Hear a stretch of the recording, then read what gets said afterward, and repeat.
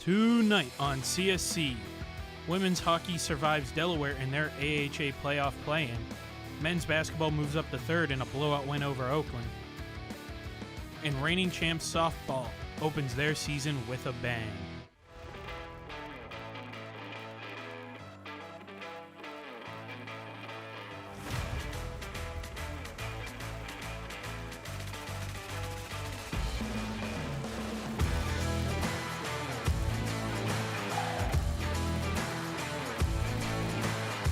Tonight on Colonial Sports Center.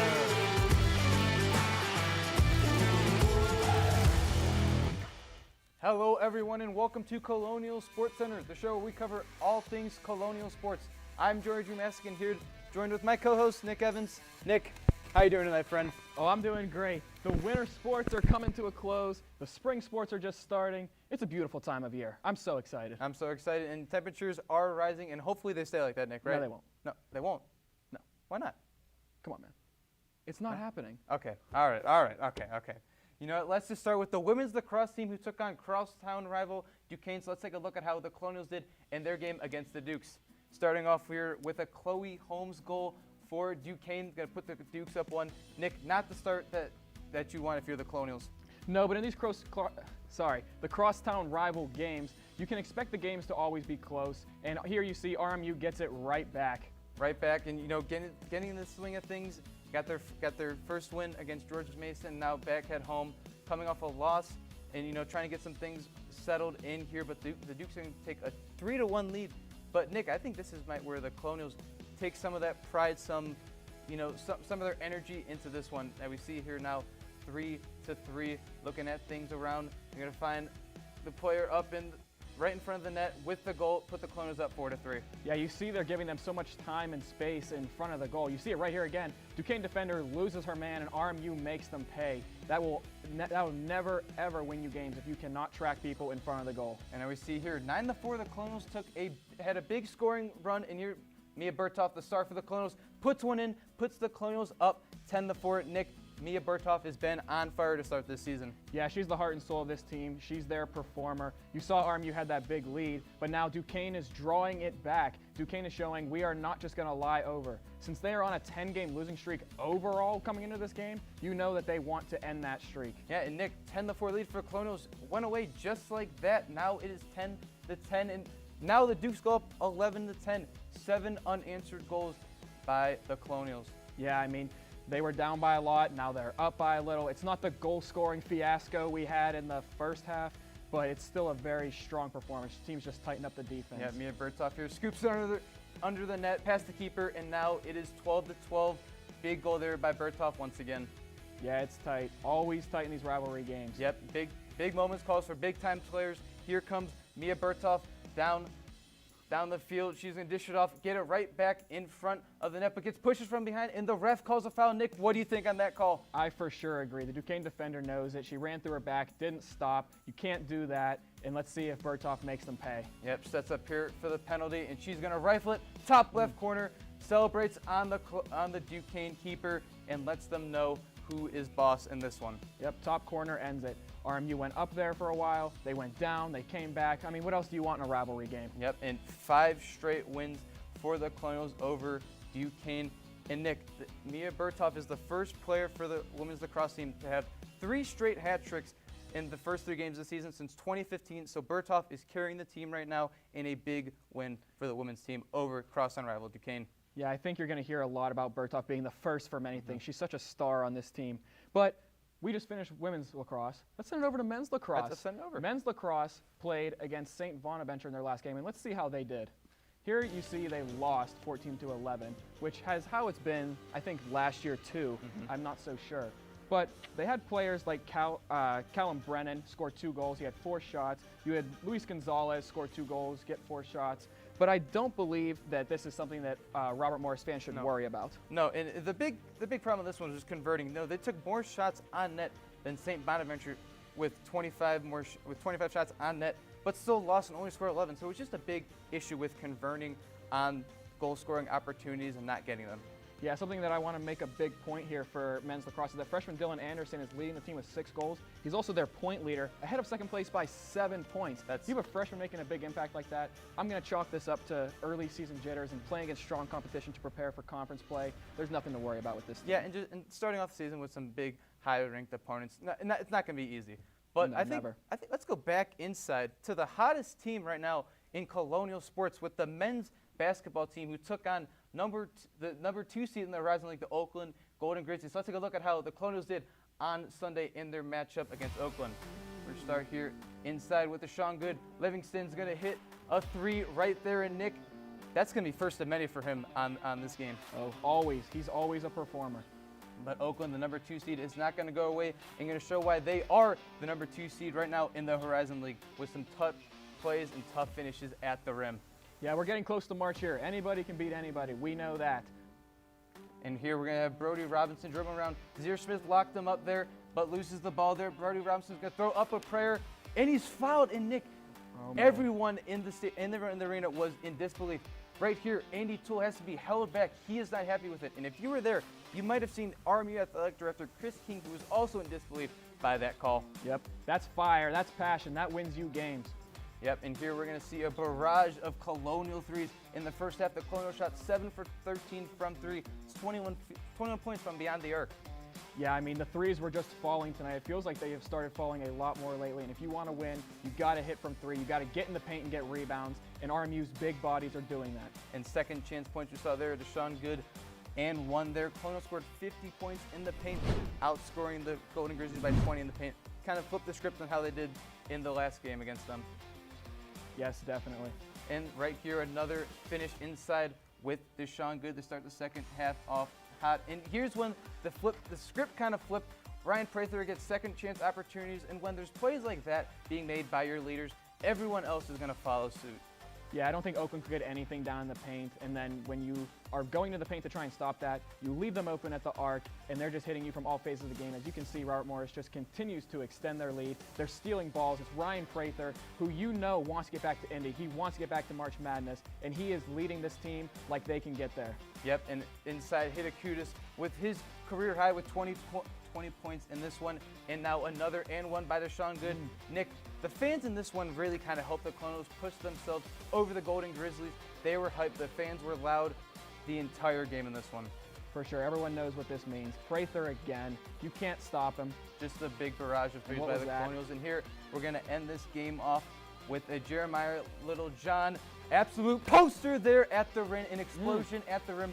That place was extremely loud. The UPMC Event Center exploded with this one. And as you see there at the bottom of your screen, 5 players with 15 points, and 4 of them scoring at least 18 points. So, Nick, big win there by Oakland. Yeah, I think by Colonials, excuse me, over Oakland. Oh. I think that Oakland player will think twice before going up against Littlejohn again. And Nick, I think we have some breaking news about our women's basketball team. Really? Yeah, I think we do. They Let's just ended their game against Detroit Mercy and won 66-55. Marion Troy scored a game-high 22 points with Eva Livingston scoring 21. So now the Colonials are only a game back in the standings. Well, that's big, especially after they just dropped their last game against Cleveland State. Let's actually take a look at that Cleveland State game and see how they did. Let's take a look how the Colonials did in that one. We see here a 57-52 loss. And Nick, tied through the first half, but then the third quarters where the Colonials kind of slipped and fell out of this one. Yeah, they did, but you still have Miriam Traore scoring points. You still have Eva Livingston scoring points, just like how they did tonight. It wasn't exactly a blowout, but it's not the result that you want. I have a stat here, actually, that RMU is on an 8-game losing streak to Cleveland State. They just can't figure them out, but it's huge that they picked up that win against Detroit Mercy tonight. Yeah, and we see there for the Vikings, Colby Maples, she had 17 points, and she also had a big shot towards the end of the game. Let's take a look at that shot that she hit right there. And, you know, just big-time players. Like I said it with Mia Berthoff, big-time players hit big-time shots. And we're just take a look here with just about 30 seconds left. Vikings up 3. She's dribbling around. Troyer's got her on an island, locking her up right there. Just shot clock running down. Yeah, you're just trying to bleed clock here with the lead. Yeah. And now she's going to fake once. She's using her jab step pretty well. Throws up a wild shot and nails it there. Puts the Vikings up 5. She's hyped, as she should be. Look, not even really looking at the rim. Kind of just checking up there. hoping and praying that that shot would go in. And, well, for her, it didn't. Hats off to her. Yeah, that's not something that Traore could have defended any better, and sadly, that's how it's been falling here for Robert Morris, especially through the last February. Things are just not going their way no matter what they do. Let's take a look back at this month of February, one that RMU hopes to put behind them. They started out with the loss to Green Bay. It was a great performance by Robert Morris. They had a big lead on Kids Day in the first quarter, but a team like Green Bay, who rarely ever loses, hit a three-point buzzer beater to beat them. Yep, hit off the bank. And on February 7th, a win over Milwaukee, but the Colonials did blow a 15-point first quarter lead, but, you know, still got the win. And then on February 11th, traveled over to Youngstown, Ohio, and just couldn't get anything past their rival, losing in overtime that one, 69-62. And on Valentine's Day, as we saw there, a loss to Cleveland State. Yeah, it's something that we hope they can figure out when it comes to March. The standings are so tight. They've dropped. But I don't think that this is something that will continue, especially after a big win tonight against Detroit Mercy. Yeah, we're going to take a break here, and when we come back, we're going to be covering a lot of stuff about the hockey teams in their end of season and playoff bracket. So don't go anywhere and stick around with us here on Colonial Sports Center. The death of George Floyd, who died in police custody Monday night. Turning my pain into purpose is pretty much what I have done to start this foundation. It's going to take more than just us, you know, as a foundation. It's going to take the community, the world, to help us make a change, because it just can't be us.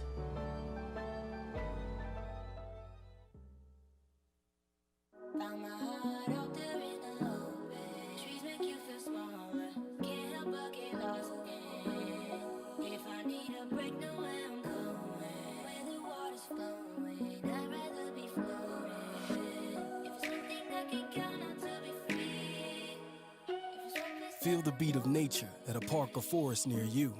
Find a forest and music inspired by nature at discovertheforest.org.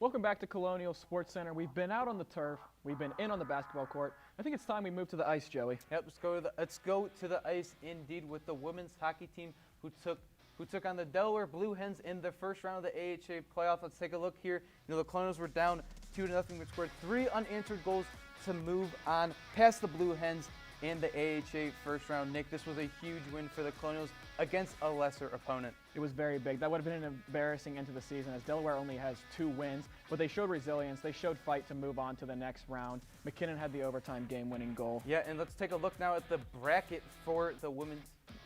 Actually, let's take a look at that goal first. I want to see what McKinnon did there to win the Colonials this game. Right, let's take a look at this one. Here we go. Not Nathan McKinnon, sorry. I'm thinking about the Olympics here. We have McKinnon here for the Blue Hens down in front. It's a scramble, and she finds it. She puts it away. She sends Delaware home. She sends Robert Morris to the next round to play against Lindenwood.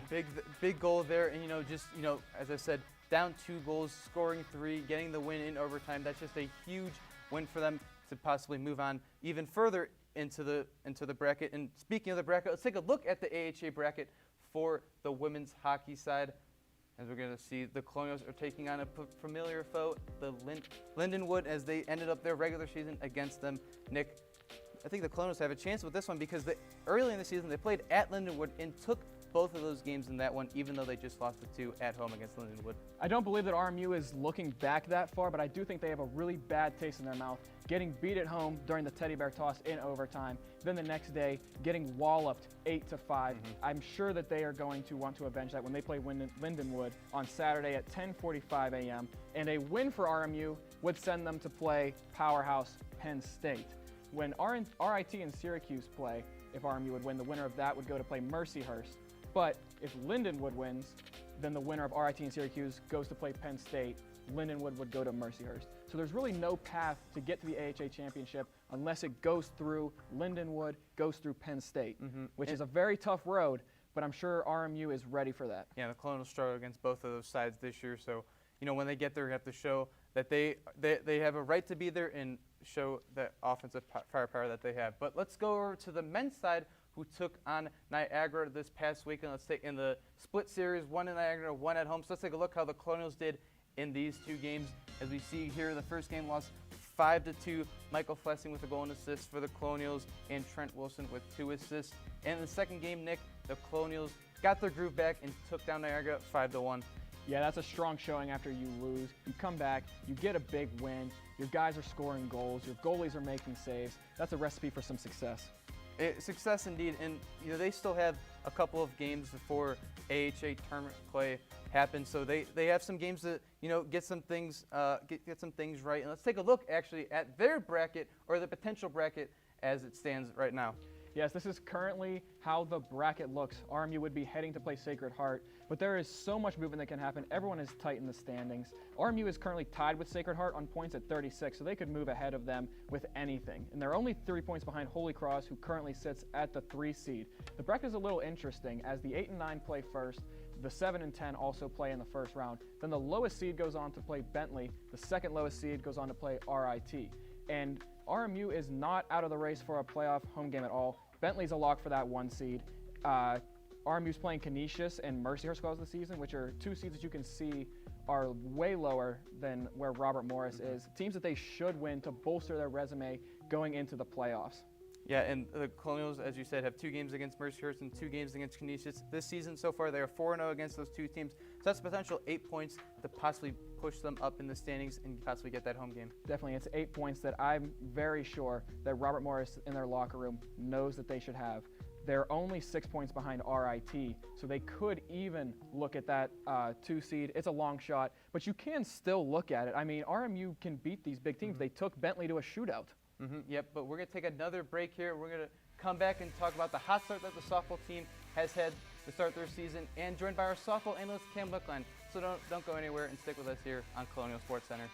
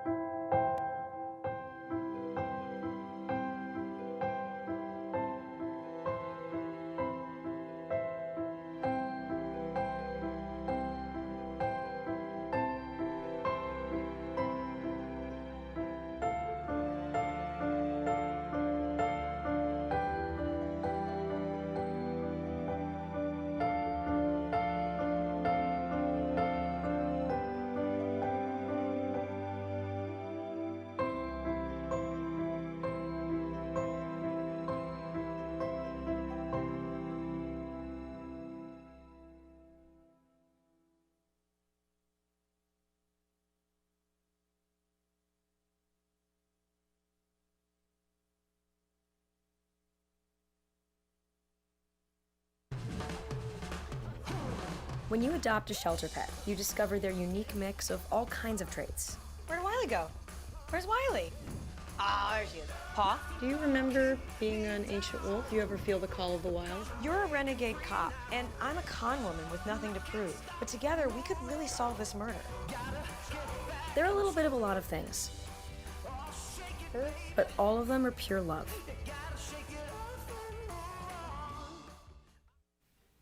Welcome back to Colonial Sports Center. I appear to not have my partner Joey Dramasic here, but I'm sure we will hear from him later. Moving over to the hot team of the spring, the softball team, they traveled down to South Carolina, where they participated in the Winthrop Invite. The reigning Horizon League champs would split their 4 games 2-2, but produced a whopping 27 runs across the weekend. Transfer and former Horizon League Freshman of the Year, Aglia Rudd, made an instant impact, hitting 4 home runs in her Colonial debut. Courtney Pulich and Mary Brandt also returned after a record-breaking previous season, with contributing a home run and combining for 10 RBIs.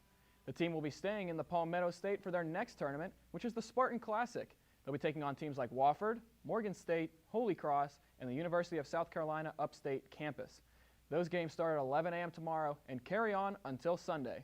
But now, to hear a little more about softball's much-anticipated season, we'll send it over to Joey, who's joined by a special guest to break down some hot takes surrounding the team ahead of their second weekend back. Thanks, Nick. I'm joined with our softball analyst, Cam Wickline. Cam, thanks for joining the show tonight. Thanks for having me, Joe. You know I'm excited when softball season rolls around, so I'm excited to be here. I am as well. And so tonight I have 4 takes for you. Hot takes with the hot chocolate, or cold takes with a cold chocolate milkshake. So for the first one, Mary Brandt, Courtney Pulich, and Agalia Rudd will have a combined total of more than 35 home runs this season. And for context, Brandt and Pulich had 27 last year, and already this season they have 6. So Cam, what do you think? You know, Joey, I don't think they're going to be able to get there.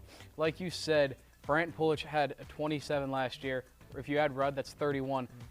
That's a lot of home runs just for 3 people to hit. And part of the reason of that is because Pulich hit 16 home runs last year. The previous program record was 12. She didn't just get the record, she blew it out of the water. And Mary Brandt almost got to what would have been the record last year when she hit 11 home runs. These two would basically have to have historic seasons to even get close. And if they don't get up there, it means that Rudd has to carry the weight, and I don't know if her going from 4 home runs to something like 6, 7, 8 home runs is even possible. So no, I don't think they're going to get there, which means I'm going to have to call this a hot take. Ooh. Is it hot? That's a little warm. That's a little warm. Yeah. So I guess we'll have to see. And for my second take, pitching will be the downfall for the Colonials this season. They lost a pitcher like Madison DeVault, powerhouse, led the Horizon League in ERA and opponent batting average, and as a unit, we're second in the Horizon League with ERA. So Cam, what do you think on this one? You know, Joey, as much as I want to go for this milkshake, I think I'm going to have to call that one a hot take too. Be careful. I know, too much hot chocolate. You know, I don't think pitching is going to be an issue. Granted, they don't have the star on their roster right now like they did coming into last year with Madison DeVault, but I've been here 4 years, and all 4 years, Jex Varner has had a stud in the circle, and it's always an upperclassman. So I think he's going to be able to do that this year. Caitlin Molatoris goes from being a sophomore last year. She had about a 3.6, 3.7 her freshman year, 3.5 last year. I think she takes that jump that a lot of Jex Varner's pitchers have taken when she becomes an upperclassman this year. She's finally a junior. And even if she doesn't, Madeline Coleman, she was the opening day starter. So if I had to guess, one of these two is going to follow in the former Colonials' footsteps and be an ace of the staff. And for the last take, softball should consider moving to the MAC. And for this one, Cleveland State and Pure Wayne, as you mentioned, folded over the offseason, and assuming that they'll repeat in having consistent play amongst the powerhouses in the NCAA, should they consider a move to the MAC and leaving the Horizon League? This is a tough one to answer, Joey. And what I'm going to say is right now, that's a hot take. Oh, so you're a little warm tonight. I am getting a little warm, but I don't think they need to consider the move yet.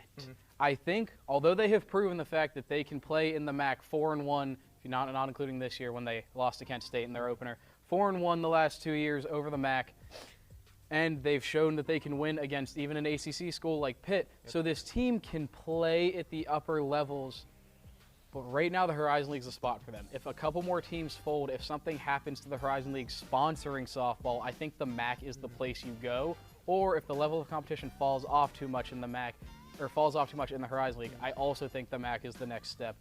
But if they have to make a move because of their circumstances, the MAC is the place to go. So I'll call it hot for now. For now? Okay. For now. I guess we'll have to see on that one. Cam, thanks for joining me tonight. Thanks for having me. Always a pleasure talking to you. Back to the desk. Well, I'm sure that'll be some topics of discussion for RMU softball fans. But we're going to move over to take a break before we come back and bring you top 5 plays after this.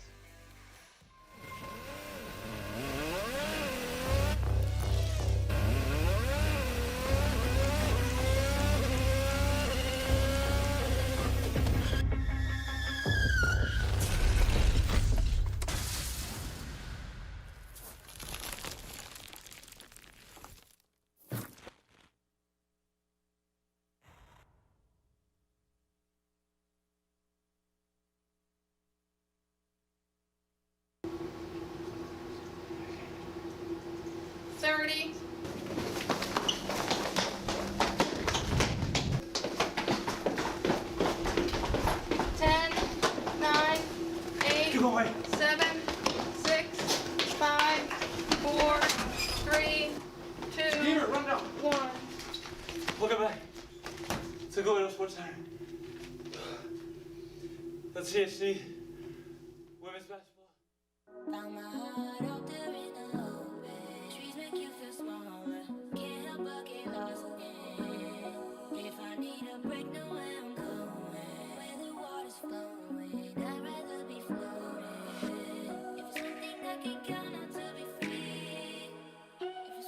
Feel the beat of nature at a park or forest near you. Find a forest and music inspired by nature at discovertheforest.org. Welcome back to Colonial Sports Center. And Nick, I think it's that time of the show. It is that time. It is time for top 5 plays. My favorite, Joey's favorite. Let's get right into it. Yeah, I'm so excited for this. We're going to start here at number 5 with men's hockey versus Niagara in the second game. Just about 7.5 minutes into the second period. The Colonials are down the man. Cameron Garvey takes it away. He's going to skate it down the ice. Finds Tanner Klimke, who's going to dish it back for him to have the Garvey finish right there for the Colonials' second goal of the game. Oh man, a shorthanded goal. Niagara will be kicking themselves about that one. Let's move over to number 4. We are here with RMU women's hockey against Lindenwood, and we have Emma Goding shooting and scoring to get the second goal. Gets the celly, waves to the fans. She gets everybody amped up. Yeah, right there. Just rightful sit past the goalkeeper. You know, amazing goal, but in my opinion, even better celebration. And here at number 3, women's lacrosse versus Duquesne. Mia Bertoff's sprinting down the field. She's going to send out the Foley. Mia's going to get it back, but gets fouled there inside the zone. The ref calls the foul. And Nick, we already saw how this one finishes. Mia Bertoff is going to line it up here, rip the penalty shot, and score, and celebrate in front of the entire Duquesne lineup. Yep, what's a top 5 without Bertoff? She was an absolute star in this game, picking corners, scoring goals. Duquesne had no answer for her, and get that celly in there. Moving on to number 2, RMU women's hockey game had a playoff game. They were in overtime. There was scrambling in front of the net, and then Jessica McKinnon found the puck, buried it, ended Delaware's season, moved RMU on, and it was a very easy goal as everybody is focused on that middle in front of the blue crease. And at number 1, late in the second half between RMU and Oakland, this game's already over. Eddie Cook's going to drive it on the left side of the court, pass it over to Little John, and posters the Oakland defender there, explodes at the rim. And Nick, what a poster that was. What a slam dunk by Little John right there. Yeah, that's power there. That's power. That just a disgusting dunk there, and just so much power there. But Nick, you know, we just saw some top plays. I think we have some top games for our games to watch this weekend. I'm going to start this off, if that's okay with you, with the men's basketball team who take on the top dog in the Horizon League, the Wright State Raiders. Players to watch for this one, RMU, Darius Livingston, reigning back-to-back freshman of the week for the Horizon League. The last 2 games, 15 points a game, 3 assists, 2 rebounds, and averaging about 30.5 minutes a game. And for Wright State, Alex Borsader versus Cleveland State, 25.6 rebounds, hitting 6 shots. Nick, this is going to be a big-time matchup. The Colonials took down the Raiders in their last matchup, and Nick, I think this is going to be a big one. It's nationally televised once again. I think ESPN saw what type of game it was against the last time these 2 teams fared, and I think it's the right decision for these 2 teams back on the air. Yeah, well, that last game was also nationally televised and got a lot of people excited because those are 2 teams that are going to be competing for their seed to March. But now it's time for my game of the week to watch, and we actually just talked about them. It's the women's hockey team playing their playoff game against Lindenwood. We know how the season's gone. We know the bad taste in RMU's mouth after that last game. But Morgan Giannone has had Lindenwood's number this year. She has 2 goals, 3 assists, 6 points, and 17 shots on goal against Lindenwood.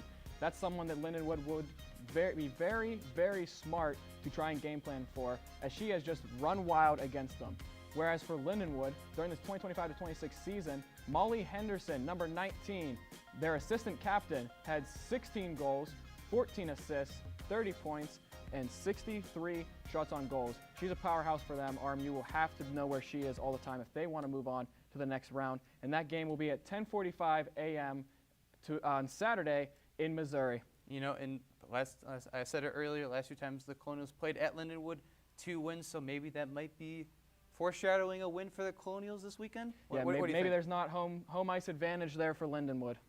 Who knows? And I agree with you. That's going to be a big one. But I just really think the men's basketball game, the magnitude of 1 versus tied for 3 right now with the Colonials, you know, just a hot team right now. I think that's just going to be a big-time matchup. Yeah, I don't think Robert Morris can catch Wright State in the standings, but I think that they can give it a good show. They knocked them off earlier. They knocked off Oakland. It's very, very strong. Well, that's all the time we have this week. Make sure to come back and come back here on Colonial Sports Center.